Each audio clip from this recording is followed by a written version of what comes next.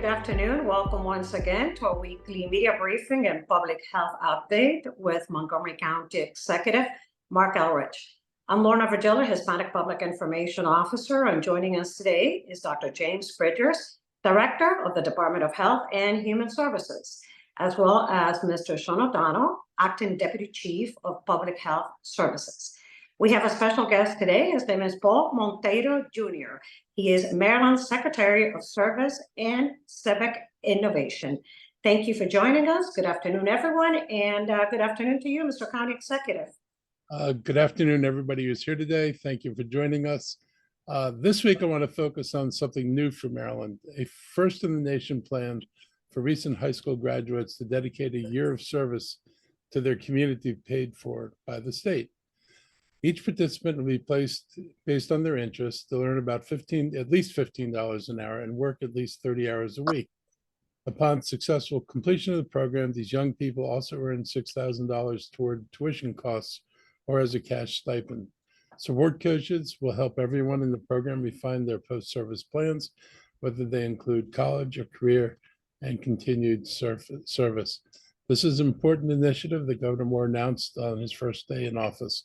And I believe it's going to improve how the state provides post-high school education offerings and workforce development training, which is critical to Maryland's economic development efforts.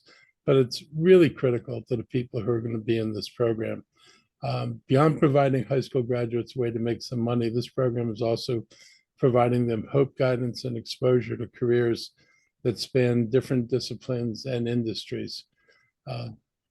We know that we've got an existing problem. Many kids leave high school absolutely unprepared for work. Too often, the only kids who are prepared for anything are the kids going on to college. Kids who aren't going to college and aren't in one of our couple of trade programs in the county don't necessarily see any way for how they move forward once they leave high school.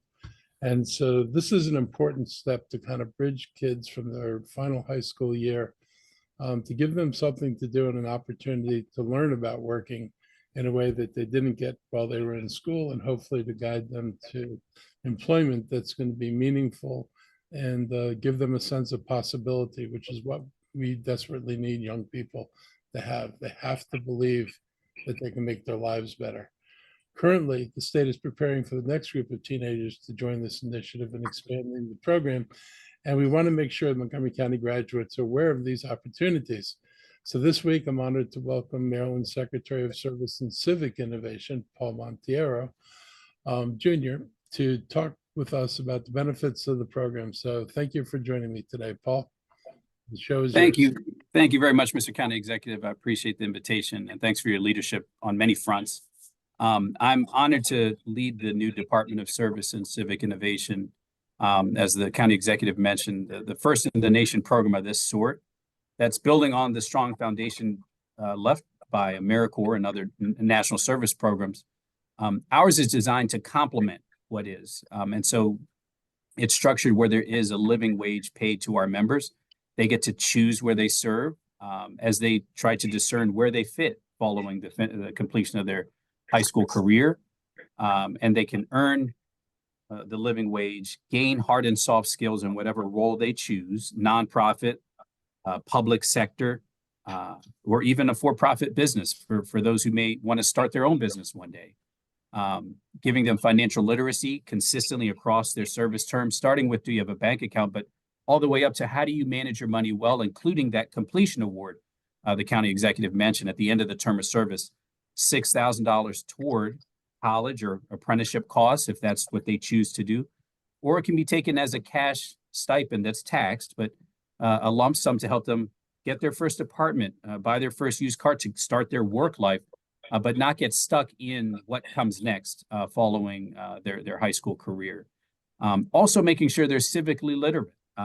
We know from our members that they already see themselves as people that will be leaders in their community. And so giving them a baseline of civic literacy and understanding of how government works, and then also connecting them to caring, responsible adults, building a network that will help walk with them on their journey, even after they leave us. There are on-site mentors that walk with the member through their service term that are at their service site, But we want to make sure they're caring, responsible adults walking with them even after they finish their term of service. As the county executive mentioned, we just announced the application portal go live for the second cohort that will start serving in the fall. And so the priority deadline for applications for individuals who wish to serve in the program is April 1st. And also host employers who say, I want to host some of these members at my organization, whether, again, public sector, private sector, nonprofit sector, labor unions. That deadline is also April 1st. And the application is online now. And I can drop it in the chat as well if anyone wants to see that. But very excited to talk more about this program as we scale up and grow to double our size in the next year and then in the following years. But this is a program that we hope inspires other states to look at how service can be a proven pathway to workforce, higher education, and also deal with some of the community challenges we're seeing in terms of service being in many ways one of the last things left that will bring people together beyond or without checking your worldview or your political persuasion. It's a proven pathway to deal with the challenge of senior isolation, and also something that will reach, I think, a cohort of young people that had to or had their educational career marked by COVID, where a couple years virtual, they maybe missed some of the milestones that prior cohorts of students had, and giving them this time and space to figure out where they fit and let their interests find out where they're aligned to an industry or a field of study. So thank you very much, Mr. County Executive, for letting me share about this program. We want to get the word out as broadly as possible to make sure we have a good crop of folks starting to serve in the fall. Thank you, Secretary Montero. Members of the media, if you have any questions regarding the Maryland Corps Service Year option, this is your time to ask those questions. Please raise your hand and we'll call on you. Any questions for the Secretary regarding this topic?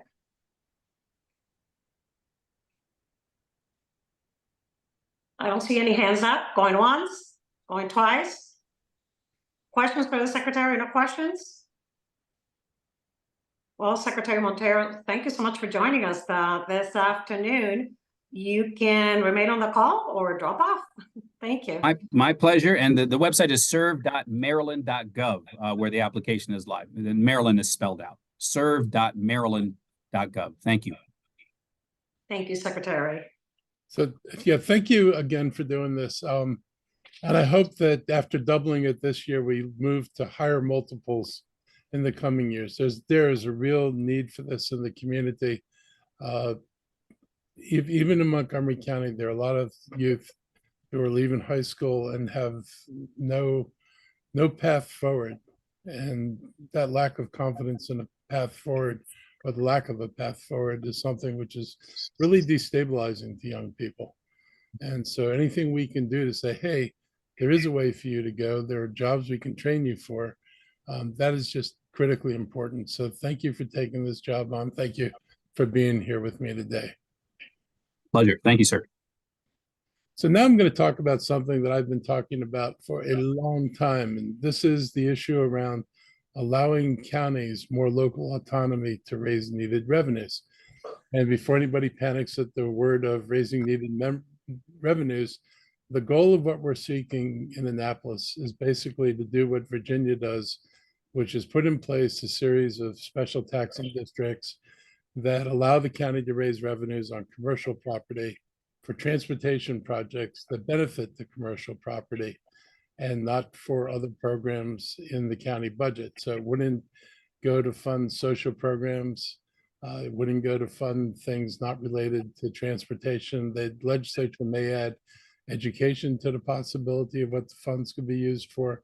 But basically, it gives us the ability to create a differential rate that separates the residential property tax from the commercial property tax. I've been advocating for this reform for a long time. And I'll say that, when the governor had to announce that there was no money in the transportation fund, it kind of woke everybody up to the limitations of the current way that Maryland finances transportation. Even when the imaginary fund had $3 billion in it, there wasn't enough money in the fund to fund everybody's transportation projects. Baltimore's Red Line wasn't included, the Charles County Southern Connector, that wasn't included. Other people's major transit projects were not in that basket. And in that basket was not enough money to actually build any of the projects that we've been looking at. Montgomery County's been getting dribs and drabs of money over the years to try to build BRT, but never had the capacity to take on the project in a big way. So it's been really limiting for us. And in Virginia, it's been liberating for Virginia. Yesterday, MACO's legislative committee endorsed House Bill 919, a bill that allows county to set special property tax rates. And it allows us to differentiate between the commercial rate and the residential tax rate. Currently, they have to be the same. This bill would allow us to have a zero tax rate on residential for many of these things and focus the tax on the commercial side. And that's what they do in Northern Virginia.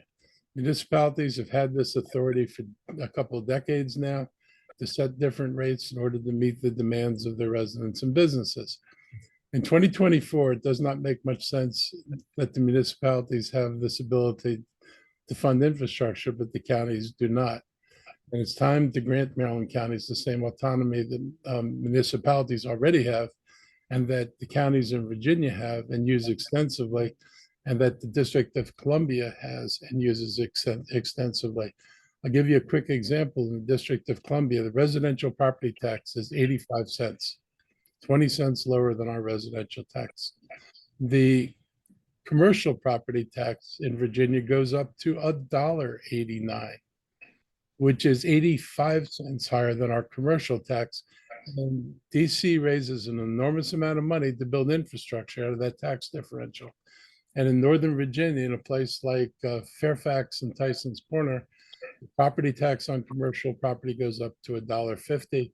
And they even have a BPO tax that adds $200 million to Fairfax's revenue from commercial businesses. And while we do have an energy tax, because I know some of you are going out there and say, hey, what about the energy tax? Virginia doesn't have one as big as ours. Yes, we have an energy tax, but the amount raised from commercial property is dwarfed by the amount that Virginia raises on their BPOL tax.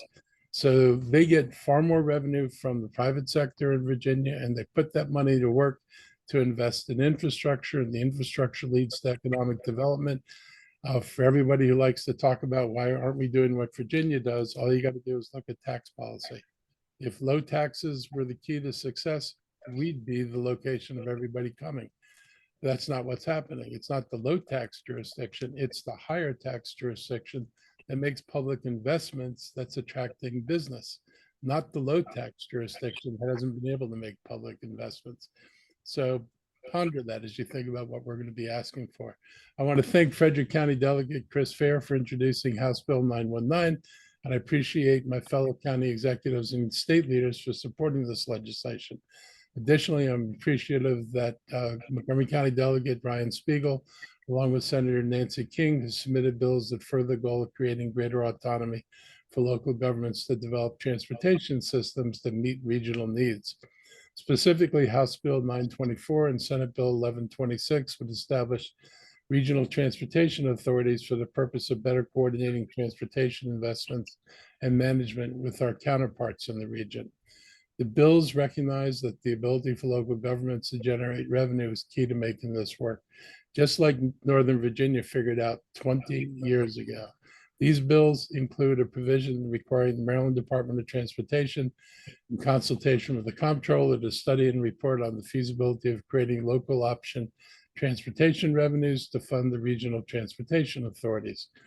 We have an opportunity this year to make the kind of changes at the state level that can be real game changers for counties across Maryland, and particularly us.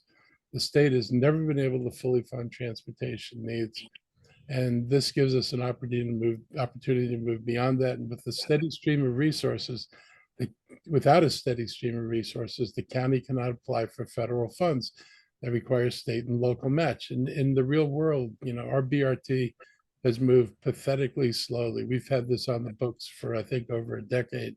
And we've built no real BRT in this county yet. We've got a light version of it on 29, but we've never been able to raise the money.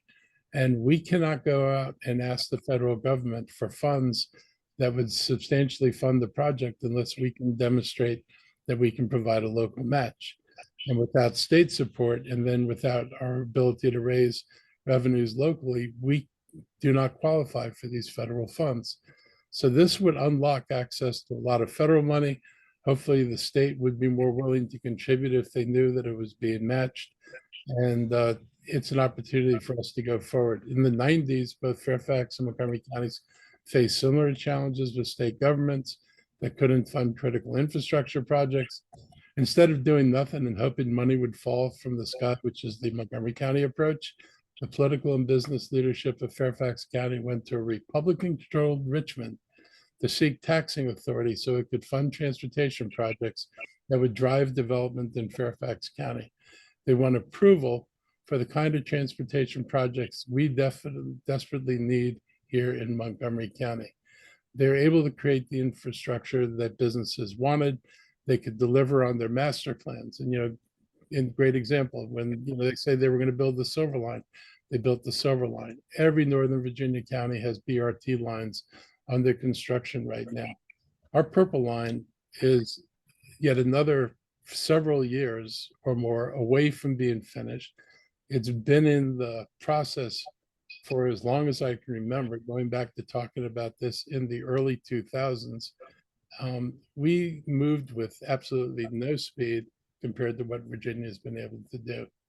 Even more importantly, their investment in transportation led to a wave of economic development that followed the investments in the transit needs. And the developers understood the value of their investments because, unlike the general fund and general taxes, they knew that every dime they paid to a transportation tax would build infrastructure where they needed the infrastructure to be. So if you were in Fairfax County, you knew that they would build the Silver Line, or they would build bus rapid transit. They'd make other transportation improvements that would actually make it feasible to support more economic development.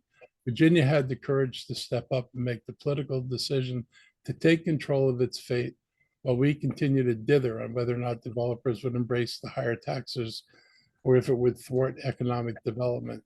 The river tells you hasn't thwarted economic development. Going across the river tells you that developers can live with this and still do really, really well. And we need to stop acting like this is going to be some, terrible thing to happen here. Building infrastructure, I think, would be a great thing to happen here. And doing it without having to hit the residents up for the money, I think would be even better. Developers across the river supported the innovative tax policies because they had that guarantee on where the money had to be used, and they knew they were going to benefit from it. And it clearly has worked. And this is important too. They did not pass the bulk of the burden onto their residents. They had the same discussion that people want to have here. Should we do this only on commercial property, or should they do it on their residents? And they made the same decision that I would make, which is they placed the bulk of the taxes on top of the commercial property who would benefit through redevelopment of their properties in order to take advantage of the infrastructure that was going to get built. Their commercial taxes dwarf what Montgomery County currently generates, and the investments they made with the money, I think, kind of speak for themselves. And they're just deliberate decisions they made led to the ability to keep their promises to developers about what they saw in the master plans and when they were going to come to fruition, things we're not able to do here. And the promised and delivered projects could be built and built on time. Obviously, we struggle to do that here too. So I'm hopeful that the legislation passes the General Assembly and will allow us to compete with Northern Virginia, and then the battle will move to the County Council, where they'd actually have to vote to implement taxes on the development community in order to provide the infrastructure. But I think, it's time for us to stop pretending that this is some kind of radical, strange idea. Anything that got through the Republican legislature and governor in Virginia, I assure you, was not a dangerous, crazy idea. They took the same view I would take, is this is going to stimulate economic development. It's an investment, not an expense, and we're going to do it. Hopefully other people will get the same idea on this side of the river. On another topic, last week we had Delegate Wims and Sergeant Pat Kep on our weekly media briefing talking about Senate Bills 939 and 941, as well as House Bills 1111 and 1160. These pieces of legislation would establish new benchmarks for reckless driving. Anyone caught going more than 90 miles an hour would be in that group. The bills would also clarify what constitutes aggressive driving. Another bill in Annapolis, which we're supporting, House Bill 601 and Senate Bill 442, which specifically addresses street racing and exhibition driving. This bill will alter certain penalties and points assessed related to participation in a race or speed contest and prohibits a person from engaging in exhibition driving on any highway or private property that is used for driving by the public. I want to thank Delegates Foley, David Fraser Odago, Ann Kaiser, Sarah Love, Julie Polakovich Carr, Emily Shetty, Jared Solomon, Vaughn Stewart, Vogel, and Delegate Wilkins, and Delegate Ziegler for sponsoring the House bill, which has a hearing today in Annapolis.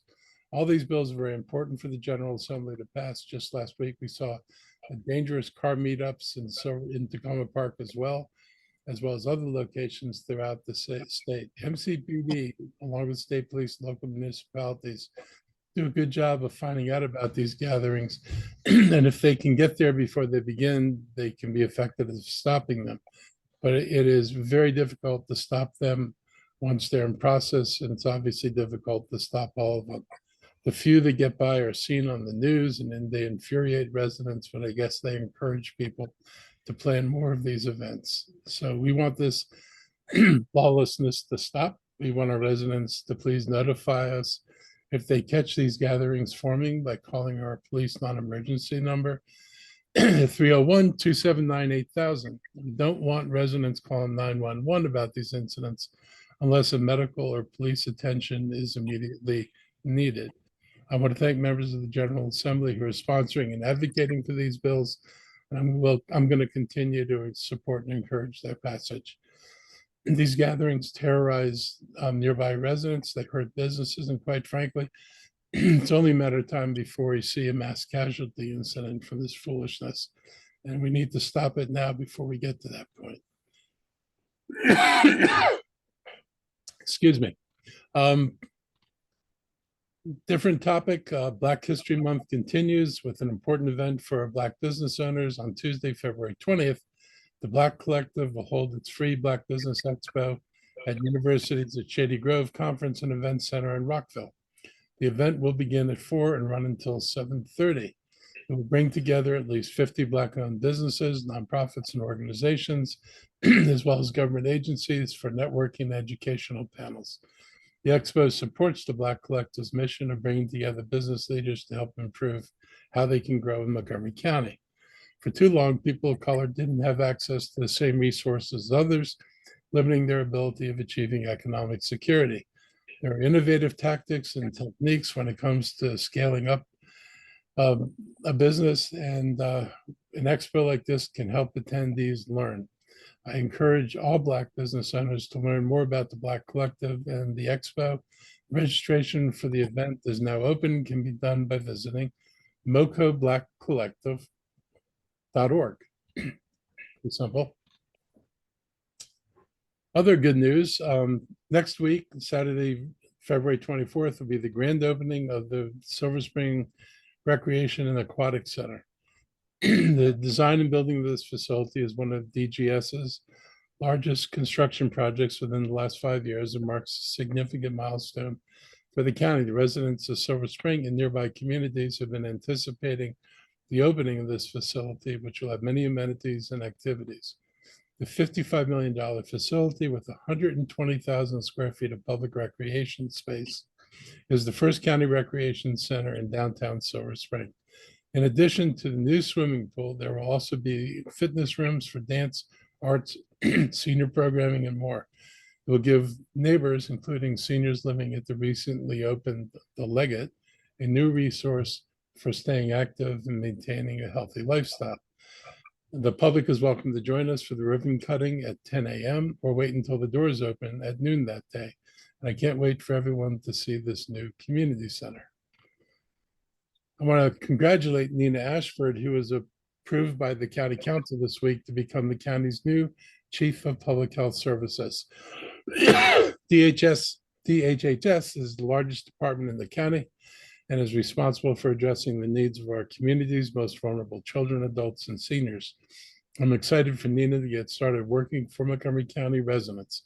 Meanwhile, hospitalization rates tied to COVID continue to fall across the state. Transmission rates are also falling, and one indicator going in the opposite direction, though, is respiratory illness visits to outpatient clinics, outpatient centers. Clinics are especially seeing school-age children during these appointments, which follow recent national trends. In Montgomery County, hospital visits tied to COVID-19 are also down compared to last week, but other signs like wastewater surveillance show that the virus is still active. If you're feeling sick, please isolate yourself until you're feeling better and are no longer symptomatic. Getting a vaccine is the best way to protect yourself and limit the spread of all respiratory diseases. And you've got the flu vaccine and RSV out there right now, as well as COVID vaccines. So there are 3 you probably should be taking. Libraries in our area are slowly getting more COVID-19 test kits back on the shelves for pickup. So please check for them next time you visit your local branch. And now I'd like to turn it over to our health team for their comments before I take any questions from the audience. Thank you. Thank you, Mr. County Executive. I don't have anything else to add. I think you've covered it. We are still seeing people go to our outpatient centers with respiratory illnesses, but the inpatients are declining. We're looking forward to working with Dr. Ashford in public health. And we want to thank Dr. Christopher Rogers for helping to steer the ship over the last year. Dr. Bridges, do you have anything additional from the HHS side before we go? Nothing from me, Mr. O'Donnell. Thank you for those updates, and thank you for the acknowledging Dr. Ashford joining a great public health team and Dr. Rogers' continuation as a sound community policy officer with the Department of Health and Human Services. Thank you, gentlemen. Members of the media, we're going to open it up now for general questions, public health, any other topics. As I see Marianne Shassad from Montgomery Community Media has her hand up. Good afternoon, Marianne. Good afternoon. Thank you. So for Mr. Ulrich, I wanted to ask about MCPS and the council meeting last week with MCPS and the Inspector General, and specifically the less redacted Jackson Lewis report that was put out shortly before the meeting. There was criticism from the council on it, taking months for the less redacted version to come out. So wanted to know if you share those criticisms, and also have you seen the report? Not only shouldn't have taken this long, it should be less redacted than it is. References numbers for people's names. And the whole point of this is understanding who did things over there and who made the decisions. And sheltering people's names is not helpful. I think, the public has a right to know, because this obviously is something that's serious messed up. It's something that extends beyond the Beetleman case and goes to a deeper, more systemic problem inside the organization. And so not being blunt about who were the decision makers that led us into this rabbit hole is challenging. And, I think there are concerns that you may still have people around who were part of that. So I kind of share the concerns. I think it's, saying that, there are definitely problems in the system and the way information was handled, but at the end of the day, it was human beings who made the bad decisions, not the system. And I think people have a right to know who was responsible for much of this stuff. That's kind of how I felt about it, and like I said, I've been pretty blunt about feeling the school board needs to be full-time. If you're going to have a school board, there's no point in having a school board that's just a rubber stamp, doesn't have staff, has other jobs, doesn't necessarily have the time to devote to oversight of the school system, which is what they're there for. We would be better served by having a full-time board that was paid properly and had staff so they could actually do the job that people expect them to do. But I felt for years the school system had the ability to do this. They were the ones that controlled the budget. They could have said, this is our priority. We want these positions put in here for staff. And over the years, they never did it. So this would be a good year for them to decide they'd like to have the kind of tools that they need to be more effective in the job they're doing. Thank you so much. Thank you, Marianne. Members of the media, any other questions, please raise your hand. Any more questions for the officials today? No more questions? Going once, going twice. Well, thank you, everybody, for joining us. Thank you, Secretary Montero. I see you stayed through the end of the presentation. Thanks for joining us today once again. And stay safe. We'll see you next time. Good afternoon.